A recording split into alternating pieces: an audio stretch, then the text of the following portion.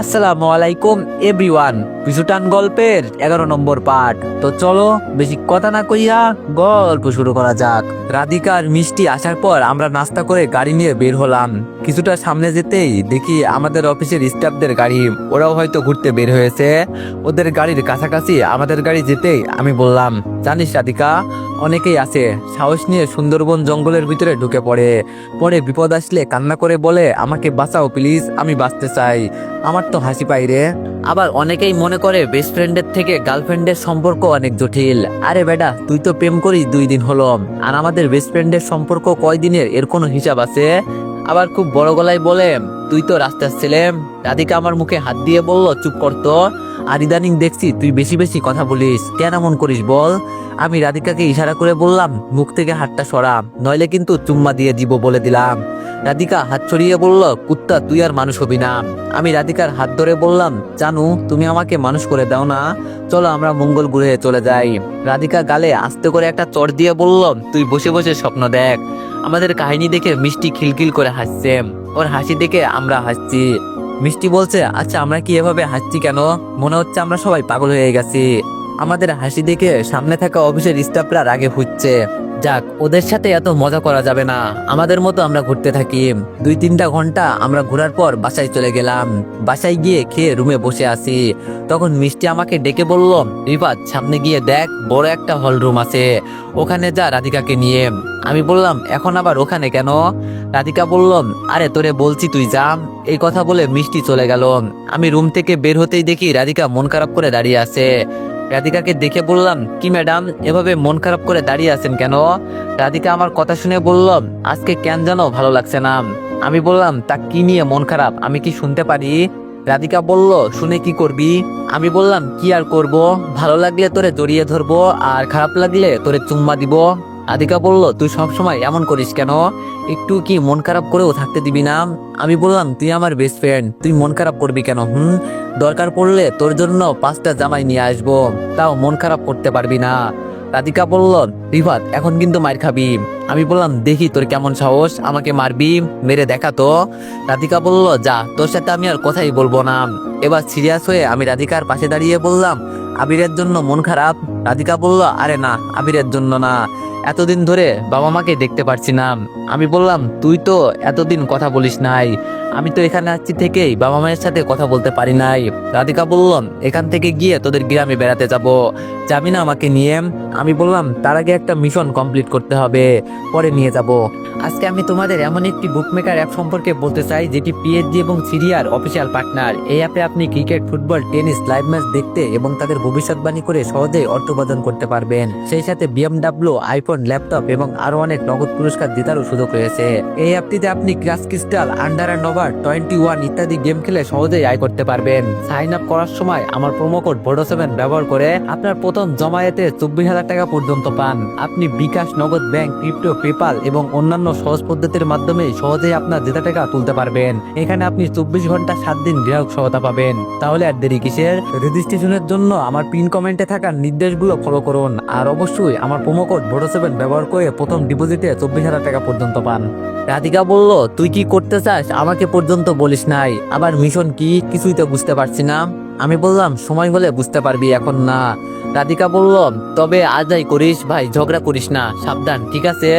আমি বললাম, তোর বলতে হবে না, এখন চল। মিষ্টি বলে গেল হল রুমে নাকি যেতে হবে।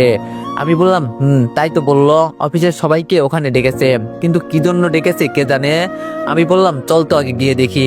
রাধিকা বলল, রিফাত ওখানে গিয়ে কোনো রকম ঝগড়া করবি না, ঠিক আছে? আমি বললাম, কেউ যদি আমার উপরে পড়ে ঝগড়া করে আমি কি ছেড়ে দিব? ভুল তো একটা করেই ফেলেছি, যে সাথে করে একটা পিস্তল নিয়ে আসি নাই। রাধিকা বলল, এমন মার খাবি না আমার হাতে, নামটাও বলতে পারবি না, ভুলে যাবি। আমি বললাম, এখন চল যাই। রাধিকা আর আমি হলরুমের দিকে যেতে লাগলাম। দরজার কাছে যেতেই রিমি ম্যাডাম ভিতর থেকে এসে আমাকে জড়িয়ে ধরে একেবারে আমাকে নিয়ে নিচে পড়ে গেলেন।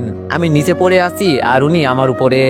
রিমি ম্যাডামের দিকে তাকাতেই তার চোখের উপর আমার নজর গেল। রিমি ম্যাডাম এক দৃষ্টিতে আমার দিকে তাকিয়ে আছে। আমি চোখ দিয়ে ইশারা করে বললাম, আমার উপর থেকে ওঠেন প্লিজ। রিমি ম্যাডাম আমার কথা শুনে লজ্জা পেয়ে আমার উপর থেকে উঠে গেল। এই প্রথম আমি আজকে রিমি ম্যাডামকে লজ্জা পেতে দেখলাম। আমি উপরে উঠেই রিমি ম্যাডামকে বললাম, একটু দেখে শুনে চলাচল করবেন। যদি মারার এতই শখ থাকে তাহলে রাধিকাকে বলবেন ও আমার খাবারের সাথে বিষ মিশিয়ে দিবে, পরে আমি এমনি মারা যাব। রাধিকা আমার পিঠে চিমটি দিয়ে বলল, তুই এভাবে বললি কেন? আমি কি তোরে মারতে পারি বল? তোর জন্য আমি এত কিছু করলাম, আর আজকে তুই আমাকে এই কথাগুলো বলতে পারলি?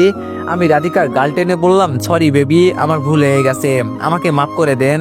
রিমি আমার সামনে থেকে সরে বলল, তোমরা তো নাটক করতে পারো। আর যাই হোক, হাঁটাচলা করার সময় একটু চোখ কান খোলা রাখবে, যাতে একজনের কারণে আরেকজনের কোনো ক্ষতি না হয়। আমি বললাম, কিরে রাধিকা, তোর ম্যাডাম কি এই কথাগুলো আমাকে বলল? তাকে বল আমাকে কিছু শিখাতে হবে না, আমি সবকিছু বুঝি। রিমি মুখ বাঁকিয়ে চলে গেল, আর আমরা ভিতরে চলে গেলাম। ভিতরে গিয়ে দেখি সবাই বসে আছে। আমরা গিয়ে এক কোনায় চুপ করে বসলাম। সবাইকে একসাথে দেখে বললাম, এখানে কি হতে যাচ্ছে এটাই তো বুঝতে পারছি না। রাধিকার সামনে তাকিয়ে বলল, আমি কি করে বলবো এখানে কি হতে যাচ্ছে? আমি বললাম, আজকে সবাই একসাথে, কাহিনী কি? রাধিকা বলল, আমার মনে হয় কি জানিস, আজ বিকালে তো আমরা চলে যাব, এজন্য হয়তো মিষ্টি আমাদের জন্য কোনো অনুষ্ঠান রাখছে, দেখি ও কি করে। ধীরে ধীরে সবাই চলে আসলো। মিষ্টি সবার সামনে গিয়ে মাইকে বলতে লাগলো, আমরা যদি বড় কোনো ফ্যামিলি পেয়ে থাকি তাহলে সব সময় আমরা এই অনুষ্ঠান করে থাকি, আর আপনারা একই অফিসে চাকরি করেন, সবাই তো একটা ফ্যামিলির মতো। তবে আজকে আমি একটা কথা বলতে চাই, আজকের জন্য সবাই সবকিছু ভুলে যাবেন। অতীতে কে কার সাথে ঝগড়া করেছে, কি না করেছে, এগুলো কিছুক্ষণের জন্য ভুলে যাবেন, ঠিক আছে? এখন আমরা আমাদের কাজ শুরু করি। মিষ্টি এই কথাগুলো বলে কলম দিয়ে কি জানি লিখতে লাগলো। কি জানি ও আজকে কি করবে, তবে দেখি ও কি করে। মিষ্টি আবার বলতে লাগলো, এখানে শুধু মেয়েদের হাতে একটা করে রাবার মার্বেল দেওয়া হবে, 5 জন করে ছেলে দাঁড়াবে, আর মেয়েদের চোখ বেঁধে দেওয়া হবে। চোখ বেঁধে দেওয়ার পর ওরা রাবার মার্বেল ছেলেদের দিকে ছুঁড়ে মারবে। যার মার্বেল যার উপর গিয়ে পড়বে সে হবে আজকে এই অনুষ্ঠানের কাপড় সঙ্গী, বা বলতে পারেন খেলার সঙ্গী। পরে তার সঙ্গীকে কোলে নিয়ে 5 রাউন্ড দৌড়তে হবে। যে এই অনুষ্ঠানে প্রথম হবে তাকে একটা বই পুরস্কার দেওয়া হবে। এখন তাহলে অনুষ্ঠান শুরু করা যাক। মনে মনে বললাম, এই কাম সারছে, কেন যে এখানে আসতে গেলাম, কি সব ফালতু অনুষ্ঠানের প্রতিযোগিতা রাখছে ওরা। এগুলো কোনো অনুষ্ঠান হলো? বলবে কে কে নাচতে পারে, কে কে গান গাইতে পারে, এগুলো বললে না হতো? কিন্তু এইসব না করে দৌড় প্রতিযোগিতা শুরু করছে। আমি এইসব খেলতে পারবো না বাবা, এর থেকে বরং বসেই থাকি, এটাই ভালো। আমি চুপচাপ বসে আছি। রাধিকা আমার পাশ থেকে উঠে গেল। সামনে রিমি ম্যাডামকে সহ 5 জনের চোখ বেঁধে ওদের হাতে মার্বেল দেওয়া হয়েছে। মিষ্টি সামনে থেকে আমার কাছে এসে বলল, এখন তো আপনার বসে থাকলে হবে না, যান গিয়ে দাঁড়ান। আমি মিষ্টির দিকে তাকিয়ে বললাম, তোর অনুষ্ঠান তুই কর, এইসবের প্রতিযোগিতার কোনো দরকার ছিল তুই বল। মিষ্টি আমার হাত ধরে টেনে তুলে বলল, দরকার নেই জানি, কিন্তু আমার এখানে কিছু করার নেই, আমাদের মালিকের অর্ডার আছে যে। আমি বললাম, আচ্ছা ঠিক আছে বুঝলাম, এখানে আমি ছাড়া আরো অনেক ছেলে আছে, দেখ তুই ওদের নিয়ে দাঁড় করা। মিষ্টি বলল, আরে বাবা হবে না তো, লিস্টে প্রথমেই তোর নাম আছে। আমি বললাম, নাম থাকলেই কি আমাকে যেতে হবে? আমার জায়গায় অন্য কাউকে নিয়ে নে। মিষ্টি আমার চোখের উপর মায়াবী দৃষ্টিতে তাকিয়ে বলল, আমি জানি তুই আমার সম্মান নষ্ট হতে দিবি না, আর আমার জন্য তো এটুকু করতেই পারবি নাকি? আমি দাঁড়িয়ে বললাম, তো তুই চোখ বেঁধে দাঁড়িয়ে পড়, আমি তোর কোলে নিয়ে দৌড় প্রতিযোগিতা দিব। আমার কথা শুনে মিষ্টি বলল, শক্ত ছিল রে, কিন্তু আমি পারবো না, আমাদের না করেছে মালিক, আজকে আমাদের বস নাই দেখেই তো সবকিছু আমাকে করতে হচ্ছে। এখন কোনো সময় নষ্ট করিস না, চল তো। মিষ্টি আমাকে টেনে কয়েকটা ছেলের সাথে দাঁড় করিয়ে দিল। আমাকে আবিরের পাশে দাঁড় করিয়েছিল, কিন্তু আমি ওর পাশ থেকে সরে অন্য পাশে চলে গেলাম। আবির শুধু আমার দিকে তাকিয়েছিল, কিছু বলতে পারে নাই। মিষ্টি এবার বলল, সবাই একসাথে মার্বেল ছুঁড়ে মারো। আর মিষ্টি আমাদের বলল, তোমরাও চোখ বন্ধ করে থাকো। কি আর করার, মিষ্টির কথা তো শুনতেই হবে নাকি। চোখ বন্ধ করার পর একটা মার্বেল আমার উপর এসে পড়লো। মার্বেলটা নিচে পড়তেই চোখ খুলে ওটার নিচ থেকে হাতে নিলাম। তবে মার্বেলের কালারটা নীল রঙের। এই নীল রং যে আমার কতটা পছন্দের। যাক, এখন দেখি কোন মেয়ের সাথে আমার জুড়ি মিলেছে। মিষ্টি মাইকে এক এক করে সবার নাম প্রকাশ করলো।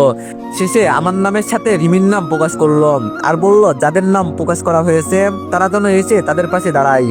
আমি হাত উপরে তুলে বললাম, মিষ্টি আমার পেট ব্যথা করছে, আমি এই খেলা খেলতে পারবো না, আমাকে মাফ কর। মিথ্যা বললাম, কারণ রিমির সাথে খেলার ইচ্ছা নাই আমার। মিষ্টি বলল, আজকে যত কিছুই বল না কেন কাজ হবে না, এখন সবাই সবার জায়গায় দাঁড়িয়ে পড়ো, খেলা শুরু হবে। ধুর, কি যে এক বিপদে পড়লাম, যা আমি চাই নাই এই বিপদ এসে আমার উপর পড়ে। কি যে করব। আমি ধীরে ধীরে হেঁটে রিমির পাশে যাচ্ছি। তবে রাধিকা অফিসের অন্য একটা ছেলের সাথে পড়েছে। আর অপরদিকে আবির রাগে শুধু ফুলছে, কিছু বলতে পারছে না।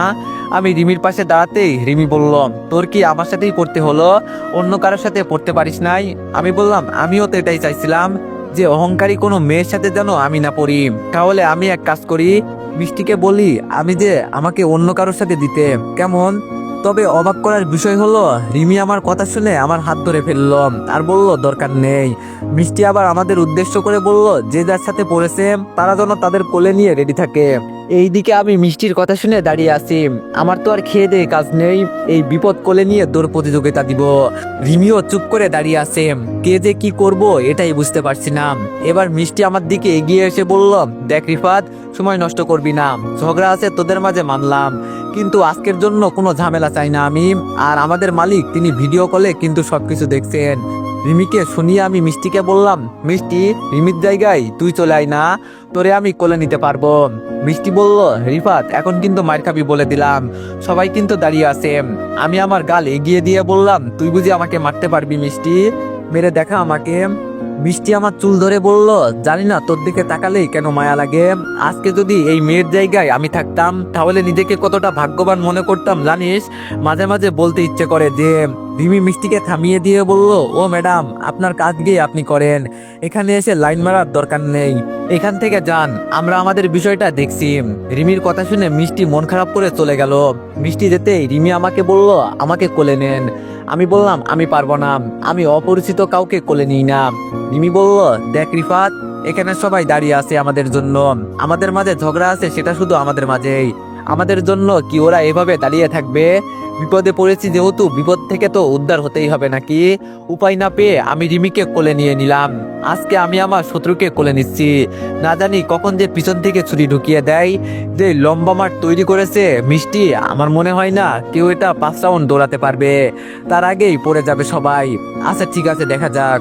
রিমি আমার কোলে উঠে আমার দিকে তাকিয়ে বলল, ভুল করলে আমি করেছি, আর এটাও জেনে বুঝেই করেছি, কিন্তু বড় কথা হলো তুই তো আর মরিস নাই, বেঁচে আসোস। তবে আজকে শুধু এটুকুই বলতে চাই, মানুষ তো সবসময় আর একরকম থাকে না। যেই দিন আমি তোর চোখে, আমি বললাম এত কথা বললে নিচে ফেলে দিব, কিন্তু বলে দিলাম পরে কোমর ভেঙে বাড়িতে বসে থাকবেন, আর আমি আপনাকে কখনো বিশ্বাস করি না। আমি জানি আপনি যে কোনো সময় আমার পিঠে ছুরি ঢুকিয়ে দিতে পারেন, এটুকু যে আপনাকে দিয়ে হবে আমি এটা জানি, কারণ আপনি আমার উপর প্রতিশোধ নিতে অন্ধ হয়ে গেছেন। আমার উপর প্রতিশোধ নেওয়ার জন্য আপনি যা ইচ্ছা তাই করতে পারেন, এটা আমি জানি। এখন তো আমি আপনার চোখের সামনে, এই জন্য প্রতিশোধ নিতেও ভালো লাগে। তবে যখন আমি থাকবো না তখন বুঝবেন, আমার মতো কেউ আপনাকে ঝাঁপিয়ে বাঘের পেট থেকে বাঁচাবে না। তবে আফসোস লাগে এই জায়গায় যে মানুষের জন্য এত কিছু করলাম, আর সেই দিন শেষে আমার পিছনে ছুরি ঢুকিয়ে দিল। আমার কথাগুলো শুনে রিমি চোখ বন্ধ করে দিল, ও কোনো কথা বলছে না, হয়তো আবার নতুন করে প্ল্যান করছে কিভাবে আমাকে মারবে। হায় রে মানুষ। মিষ্টি সবার উদ্দেশ্যে বলল, আজ পর্যন্ত এই প্রতিযোগিতায় জিতেছে মাত্র 2 জন পারফেক্ট জুটি, আর এখান থেকে কি হবে সেই পারফেক্ট জুটি আমরা তাই দেখতে চাই। তো এখন শুরু করা যাক। মিষ্টির কথা শুনে শুধু বললাম, মিষ্টি তুই তো আমাকে চিনিস নাই, আমি এই প্রতিযোগিতায় অংশগ্রহণ করতে চাই নাই, কিন্তু তুই আমাকে নিয়ে এলি, এখন দেখ আমি কি করি। মিষ্টি যখন আমাদের শুরু করতে বললাম তখন আমি রিমিকে কোলে নিয়ে হাঁটতে লাগলাম, আর সবাই দৌড়াতে লাগলো।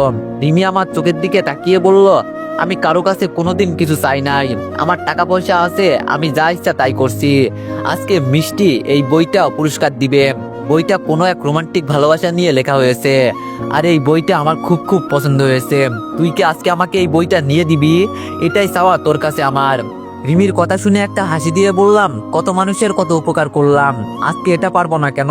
তবে আমার পিঠে এখন ছুরি ঢুকিয়ে দিবেন না আবার, আগে দৌড়ে আপনাকে জয়ী করি, যখন দেখবেন আমি জয়ী হয়ে গেছি তখন ঢুকিয়ে দিয়েন।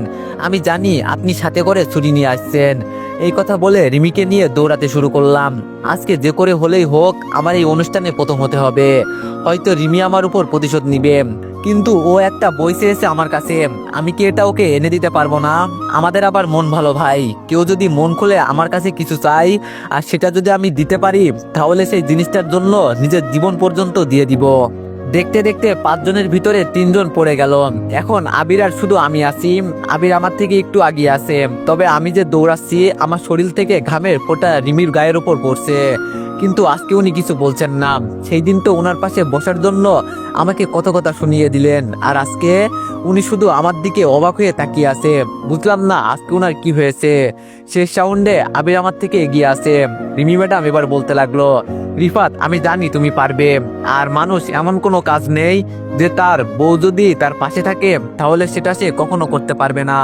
রিমির এই কথাটা আমার কানের কাছে বাজতে লাগলো। ও বললোটা কি? রিমির কথার ঠেলায় আমি আবিরের পাশ কাটিয়ে আগে চলে গেলাম আর ফার্স্ট হয়ে গেলাম। রিমিকে আমি কোল থেকে নামিয়ে হাঁপাতে লাগলাম, আর আমার শরীর থেকে টপ টপ করে ঘামের ফোঁটা নিচে পড়ছে। হঠাৎ করে রিমি ম্যাডাম উনি ওনার ওড়না দিয়ে আমার কপালে ঘাম মুছে দিতে লাগলো। এই দেখে সবাই হাঁ করে আমার দিকে তাকিয়ে আছে। আমি রিমি ম্যাডামের হাত ধরে বললাম, সব জায়গায় সবসময় সবকিছু হয় না, আর এখানে সবাই জানে যে আপনি আমাকে মারতে সবসময় আমার পিছনে পড়ে থাকেন।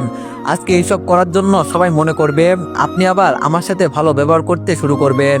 তবে কেউ চিনুক আর না চিনুক আমি ঠিকই আপনাকে চিনি। সুযোগ পেলেই যে আপনি পিছনে ছুরি ঢুকিয়ে দিবেন। আপনাকে সবাই হয়তো বিশ্বাস করতে পারে, কিন্তু আমি না। আপনার সাথে থাকতে থাকতে আপনাকে আমার ভালো করেই চিনা হয়ে গেছে। ওই কথাই আছে না, মানুষ হয়তো উপর থেকে পরিবর্তন হতে পারে, কিন্তু ভিতর থেকে সে চাইলেও পরিবর্তন হতে পারে না যদি তার মন মানসিকতা চেঞ্জ না হয়। এই কথা বলে আমি মিষ্টিকে বললাম, মিষ্টি আমার পুরস্কারটা ওকে দিয়ে দাও, আমার এইসবের দরকার নেই। সবার সামনে রিমিকে এইসব বলাই রিমি মাথা নিচু করে দাঁড়িয়ে আছে, হয়তো অপমানিত বোধ করছে। ও হলে হয়েছে, তাতে আমার কি? ওর এইসব অভিনয় আমার ভালো লাগে না। পরিস্থিতি সামলাতে মিষ্টি বলল, আজকে আমাদের অনুষ্ঠানের বিজয়ী হয়েছেন রিমি ম্যাডাম আর আমাদের বীরপুরুষ রিফাত। মিষ্টির মুখ থেকে বীরপুরুষ শব্দটা শুনে বেশ ভালোই লাগছে। আমি গিয়ে রাধিকার পাশে বসে গেলাম। রাধিকার পাশে বসতে রাধিকা বলল, এমনটা না করলেও পারতি, সবার সামনে এভাবে অপমান করতে হলো। তুই দেখলি উনি আজকে তোরে কিছু বলে নাই, একটু আদর করছিল, করতে দিতি। আমি বললাম, তুই কি আমাকে পাম দিস না আমার সাথে মজা করিস, এটাই বুঝি না। রাধিকা বলল, আরে তোরে তো আমি ভালো কথাই বলছি। আমি বললাম, এগুলো যে আপনার ভালো কথা আমি তো জানি। রাধিকা বলল, তবে রিফাত তুই আবিরের পাশ কাটিয়ে যখন গেলি তখন যে আমার কতটা ভালো লাগছে বলার বাইরে। আমার বিশ্বাস ছিল তুই পারবি। আমি বললাম, আমি ইচ্ছা করেই প্রথমে হাঁটছিলাম, কিন্তু রিমি ম্যাডাম বলল ওনার নাকি এই বইটা খুব পছন্দের, এজন্য পরে দৌড় দিলাম। রাধিকা বলল, দেখিস আবার ওনার মায়ে পড়িস না। আমি বললাম, তোরে বলছে। রাধিকা বলল, থাক থাক আর বলতে হবে না, বুঝি বুঝি। আমি বললাম, মাথায় দিব কিন্তু রাধিকা। হঠাৎ করে দরজা ঢেলে কয়েকটা ছেলে ভিতরে ঢুকলো। ছেলেগুলোকে দেখে মিষ্টির সাথে সাথে বলল, ওরা এখানে চাঁদা নিতে এসেছে, আর সাবধান ওদের সাথে কেউ ঝগড়া করবে না। এখানে যারা আছে সবাই তো চাকরি করে, সবার জীবনের মায়া আছে, তাই ওদের সাথে যেন কারো ঝগড়া না হয় আমি এই আশাই করি। সবাই 100 করে টাকা দিয়ে দাও, নইলে ওরা ঝামেলা করবে। মিষ্টি যখন কথা বলছিল তখন ওর মুখে কিছুটা ভয়ের ছাপ দেখতে পেলাম। হয়তো যারা এখানে চাঁদা নিতে এসেছে তারা খুব ভয়ঙ্কর। থাক, আমাদের অযথা ঝগড়া করে লাভ নেই। পকেট থেকে 100 টাকা বের করে ওদের হাতে দিয়ে দিলাম। একটা ছেলের হাতে আবার পিস্তলও আছে। সবার কাছ থেকে টাকা নিয়েছে, কিন্তু রিমি ম্যাডামের সামনে গিয়ে দাঁড়িয়ে গেল। যার হাতে পিস্তল ছিল সেই ছেলেটা রিমিকে বলল, আমরা এখানে কোনো ঝামেলা করব না, তোদের বলার পর সবাই টাকা দিলি, কিন্তু তোর গলার চেনটা আমার খুব পছন্দ হয়েছে, ওটা আমাকে দিয়ে দে। রিমি ভয় পেয়ে বলল, প্লিজ এটা আমি দিতে পারবো না, এটা আমার আম্মু দিয়েছে, এমনটা করবেন না প্লিজ। ছেলেগুলো ধমক দিয়ে বলল, তোরে আমরা যেটা করতে বলছি সেটা কর। রিমি ভয় পেয়ে ওদের কথা শুনে কান্না করে দিল। গলার চেনটা ও দিতে চাচ্ছে না, হয়তো এটা ওর খুব প্রিয়। সবাই ভয় পেয়ে চুপচাপ দাঁড়িয়ে আছে, মিষ্টি পর্যন্ত কথা বলছে না। আমি দাঁড়াতেই রাধিকা আমার হাত ধরে বলল, প্লিজ তোর পায়ে পড়ি, তুই যাস না, তোরে ওরা মেরে ফেলবে। আমি রাধিকার কথা শুনে ওদের সামনে গিয়ে বললাম, প্লিজ বড় ভাই এমন করবেন না, ওর আম্মু হয়তো ওটা ওকে দিয়েছে, এজন্য দিতে চাইছে না। এই কথা বলে আমি পকেট থেকে আমার ফোনটা বের করে ওদের দিয়ে বললাম, ভাই এই চেনের বদলে এটা নিয়ে যান। তা ওর কাছ থেকে এটা নিবেন না। ছেলেগুলো আমার কাছ থেকে ফোনটা নিয়ে বলল, তোর সাহস আছে বলতে হবে, আজ পর্যন্ত কেউ ভয়ে আমাদের সাথে কথা পর্যন্ত বলে নাই, দেখলেই ভয়ে কাঁপতে থাকে, আর তুই থাক, তোরে কিছু বললাম না। আর চেনের বদলে ফোনটা নিয়ে গেলাম, পরে এই মেয়েকে বলিস টাকা দিয়ে দিবে। একটা ছোট জিনিসের জন্য তুই তোর ফোনটা দিয়ে দিলি। আমাদের তোকে সত্যিই তুই খুব ভালো ছেলে, যদি কোনোদিন কোনো বিপদে পড়িস আমাকে বলবি। এখন আমরা গেলাম। এই কথা বলে ওরা চলে গেল। রিমি ম্যাডাম শুধু কান্না করতে লাগলো, কিছু বলছে না। আমি আবার গিয়ে আমার জায়গায় বসলাম। ছেলেগুলো যেতে না যেতেই বাইরে একটা মাইক্রো এসে থামলো। এখন আবার কে অসময়ে এসেছে? হঠাৎ করে বাইরে প্রাইভেট কার আসার কারণে সবার নজর ওইদিকে। তবে মাইক্রোর দরজা খুলে যারা বের হলো তাদের দেখে বেশ অবাক হলাম। ভিতর থেকে আমার বাবা, রিমির বাবা, আপু আর রিমির বড় বোন সুমি। ওদের দেখে আমি সত্যিই বোকা হয়ে গেলাম। রাধিকার সাথে বসেছিলাম, কিন্তু ওদের এখানে দেখে দাঁড়িয়ে গেলাম। বাবা কিভাবে জানে যে আমি সুন্দরবনে ঘুরতে আসছি, আবার সাথে করে রিমির বাবাকে নিয়ে আসছে। সবাই একসাথে মিলে ভিতরে ঢুকলো। রিমি ওর বাবাকে দেখে একটু এগিয়ে গেল। রিমি ওর বাবার সামনে গিয়ে বলল, বাবা তুমি এখানে? রিমির কথা শুনে ওর বাবা ঠাস করে ওর গালে একটা চড় বসিয়ে বলল, তোরে তো আমার মেয়ে বলতেও ঘৃণা হচ্ছে। আজকে আমি নিজ কানে যা শুনলাম আমি তো বিশ্বাসই করতে পারছি না। তুই কিভাবে একটা ছেলের উপর এত অত্যাচার করতে পারিস? ও তো বাইরের কোনো ছেলে না। যেই ছেলে তোরে বিয়ে করেছে তাকে কিভাবে তুই এত অত্যাচার করতে পারিস? বিয়ে হবার 6 মাস পর ডিভোর্স হয়, আর তার আগেই তুই ওর সাথে। সিসি, তোরে তো আমার মেয়ে বলতেও ঘৃণা হচ্ছে। আজকে তুই এই ছেলের সাথে যেই ব্যবহারগুলো করছিস না, আমার কলিজায় লাগলো কথাগুলো শুনে। ও তো তোরে বিয়ে করতেই চাই নাই, কিন্তু ওর বাবা জোর করে ওকে বিয়ে করতে নিয়ে আসছিল, তাও আবার তোর প্রেগনেন্ট বোনকে বিয়ে করতে। চিন্তা করে দেখ ওর বাবার মানসিকতা কতটা ভালো। আর আজকে তুই তার ছেলের সাথে এমন করিস। ওকে মারতে পর্যন্ত একবার চিন্তা করিস না। লন্ডনে পড়াশোনা করে নিজেকে খুব বড় মনে করিস না। অনেক হয়েছে আর না, নে এই কাগজে তুই সাইন কর। তোর মতো মেয়েকে আমার দরকার নেই, আমি তোরে ত্যায্য পুত্র করলাম। রিমির বাবার এই কথাগুলো শুনে রিমি কান্না করে দিল। সুমি রিমির দিকে এগিয়ে এসে বলল, বোন তুই তো এমন ছিলি না, আজকে কেন এমন হলি? প্রতিশোধের নেশায় তুই অন্ধ হয়ে গেছস, বুঝতে পারছি। যেই ছেলে মুখ বুঝে তোর অত্যাচার সহ্য করতে পারে, আমি নিঃসন্দেহে বলতে পারি সেই ছেলে খুব ভালো। একটা মেয়ের বিয়ে হয় একবার, আর যখন প্রথম বিয়ে ভেঙে যায় তখন মেয়েটার উপর একটা কলঙ্কের দাগ লেগে যায়। দ্বিতীয়বার বিয়ে দিতে গেলে যে দেখা যায়, অনেক মানুষ বলে এই মেয়ের হয়তো দোষ আছে। যদি দোষ না থাকতো তাহলে কি আর প্রথম বিয়ে ভেঙে যেত? আর রিফাতের বোনের কথা শুনে আমরা এখানে আসছি। ওর বোন সবকিছু বলছে আমাদের। আচ্ছা তোর ভিতরে কি এইটুকু বুদ্ধি নাই যে ছেলে তোরে বাঘের মুখ থেকে বাঁচিয়ে আনতে পারে, সেই ছেলেকে তুই লাথি মেরে বাঘের মুখেই ফেলে দিলি? সিরিমিসি, তোরে দিয়ে আমরা এটা আশা করি নাই। আমার এখানে আর কিছু বলার নাই, এখন যা বলবে বাবা। এই কথাগুলো বলে সুমি আপু একটু দূরে সরে গেল। রিমির বাবা বলল, তাড়াতাড়ি কাগজে সাইন করে দে, আমাদের কাছে সময় নাই। এখন আবার আমাদের বাসায় যেতে হবে। তুই তোর টাকার নেশায় পড়ে অন্ধ হয়ে গেছস। আজ থেকে তোর টাকা আমাদের লাগবে না, তোর টাকা পয়সা তুই রাখ।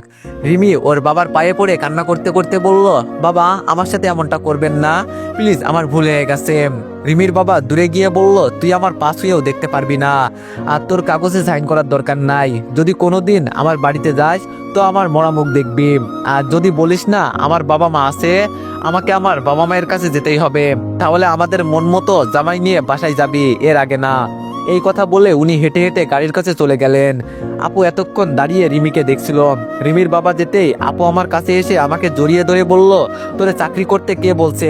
আজকে যদি এই চাকরি না করতি তাহলে এই মেয়ে তোরে এভাবে অপমান করতে পারতো না। আমি সবকিছু দেখে বোকা হয়ে আপুকে বললাম, আপু তুই এইসব কিভাবে জানিস? আপু আমাকে ছেড়ে রাধিকার দিকে তাকিয়ে বলল, আজকে ও যদি আমাকে না বলতো তাহলে তো আমরা কিছুই জানতে পারতাম না। শরীর শুকিয়ে কি হয়েছে? ভাই আমাদের টাকার দরকার নাই, তোরে একবার হারিয়ে ফেললে আমরা কোথায় পাবো বল তোরে? আম্মু তো এইসব শুনে কান্না করছে, বলছে তোরে যেন নিয়ে আসি। আমি বললাম, তুই এইসব কথা আম্মুকে বলতে গেলি কেন? আপু বলল, আম্মুকে বলি নাই, আম্মু সব শুনে নিয়েছে। বাবা বলল, বাবা এখনো কি আমার উপর তুই রাগ করে আসোস? আপুকে ছেড়ে বাবাকে জড়িয়ে ধরে বললাম, কি যে বলেন বাবা আপনি? আপনি আমার বাবা, আপনার উপর কি আমি রাগ করে থাকতে পারি? আব্বু বলল, বাবারে আমি জানি আমার ভুল হয়েছে, এরপরও আমাকে পারলে মাফ করে দিস। আমি বললাম, বাবা এভাবে বলবেন না, কপালে যা ছিল তাই হয়েছে। বাবা আমাকে ছেড়ে দিয়ে বলল, অনেক চাকরি করা হয়েছে, আর চাকরি করতে হবে না, এখন আমাদের সাথে চল।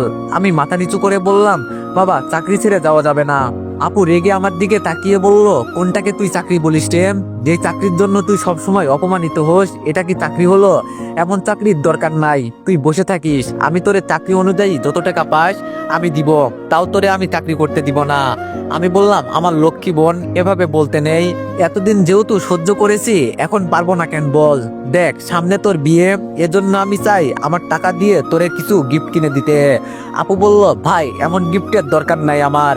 আপুর কথা শুনে সুমি আপু আমার দিকে এগিয়ে আসলো, এসেই বলল, রিমি আমার বোন, ওকে আমি ভালো করে চিনি। ও তোমাকে ডিভোর্স দিবে এটা জানতাম, কিন্তু তোমার উপর যে এই সামান্য বিষয়ের জন্য এভাবে অত্যাচার করবে এটা জানতাম না। ওর পক্ষ থেকে আমি তোমার কাছে মাপ চাইছি। আমি বললাম, আপনি আমার বড় বোনের মতো, আর আমি রিমি নামের কাউকে চিনি না, ওর কথা আমি শুনতেও চাই না। তবে আপু সত্যি আপনারা খুব ভালো মানুষ। সুমি আপু বলল, ভালো মানুষ যদি হতাম তাহলে আজকে ফ্যামিলির কেউ তোমার সাথে এমন ব্যবহার করতো না।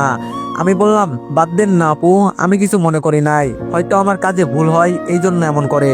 সুমি আপু বলল, আমি যদি প্রেম করে বিয়ে না করতাম তাহলে কিন্তু তোমাকেই বিয়ে করতাম।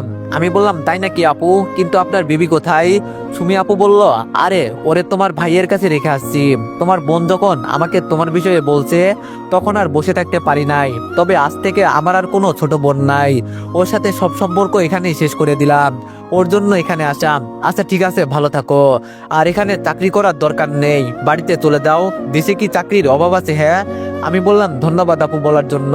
এই কথা বলে সুমি আপু গাড়ির কাছে চলে গেল। যাওয়ার আগে রিমিকে শুধু বলে গেল, এখন হয়তো তোর সাথে ভালো কিছু হচ্ছে, কিন্তু এমন এক সময় আসবে যখন কান্না করেও নিজের ভুল ভাঙাতে পারবি না। আজকে তুই বাবার মনে কষ্ট দিলি, উনার চোখে আমি কখনো পানি দেখি নাই। আজকে তোর জন্য শুধু উনি এখানে আসতে, কখনো আমাদের সামনে যাবি না।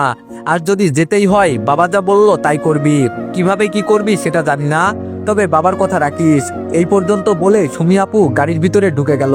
তো এভরিওয়ান, সবাই নেক্সট পার্টের জন্য একটু বেশি বেশি লাইক আর কমেন্ট করে দিও। ধন্যবাদ।